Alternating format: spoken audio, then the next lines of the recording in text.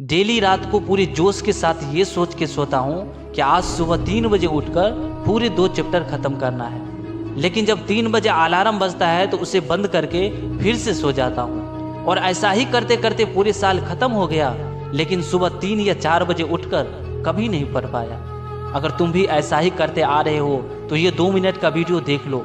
मैं आपसे प्रॉमिस करता हूँ आप उसे सुनने बाद 10 से 10 घंटे पढ़ने के लिए रो दोगे। दोस्त, क्या तुम्हें अपने माँ बाप का त्याग नहीं दिखता है? क्या तुम्हें अपने माँ बाप का खून पसीना का मेहनत नहीं दिखता है? तुम्हारे माँ बाप तुम्हें कोई काम नहीं बताता है, वो ये सोचता है कि मेरा बेटा या बेटी पढ़ाई कर रहा है, लेकिन तुम कमलों में घुसकर पतली कमरिया और लाल लिपस्टिक वाली सबको लाइक करते हो। और जब घंटे घंटों तक फोन चला के थक जाते हो फिर सोचते हो कि चलो कुछ देर पढ़ाई कर लेता हूँ, और फिर 1 से 1.5 घंटा पढ़ाई करने बाद कॉपी किताब बंद कर देते हो। दोस्त, ये सब करके तुम किसको धोखा दे रहे हो, अपने आप को या अपने माँ बाप को?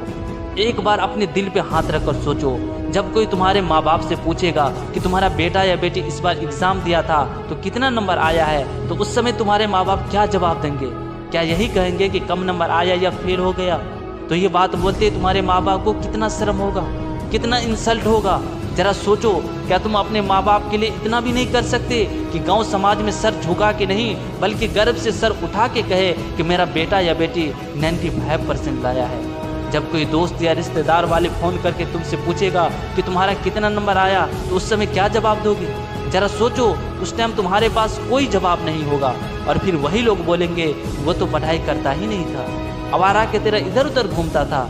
जो भी नहीं बोलने वाले वो भी तुम्हारा बुराई करेंगे। उस दिन ये सब बात सुनकर क्या फील करोगे? कितना बुरा लगेगा। उस दिन तुम्हारा इंसल्ट ही नहीं होगा बल्कि तुम किसी को अपनी शक्ल दिखाने के लायक नहीं रहोगे। दोस्त, कम से कम उस दिन के लिए तो पढ़ लो यार। दोस्त, अब तुम्हारे पास कम टाइम नहीं बल्कि बहुत कम टाइम बचा है, इसलिए सब फालतू के काम छोड़ो और सिर्फ पढ़ना है, पढ़ना है, पढ़ना है और ऐसा पढ़ना है कि सब कुछ फोड़ करके रख देना है। लेकिन सबसे इम्पोर्टेंट, इस फ़ोन को कुछ दिनों के लिए अपने से अलग कर दो, नहीं तो आपका बना हुआ ज़िंदगी बर्बाद कर देगा ये मोबाइल फ़ोन। आपका दुश्मन आपके जेब में रखा हुआ है। इसलिए दोस्त, प्लीज़ प्लीज़ प्लीज़ अब भी टाइम है, अपने तरफ से पूरी जान जी लगा के पढ़ने लग जाओ। और मैं आप सभी के लिए भी ईश्वर से दुआ करूंगा कि आप सभी का एग्ज़ाम अच्छा हो और रिजल्ट भी शानदार आए।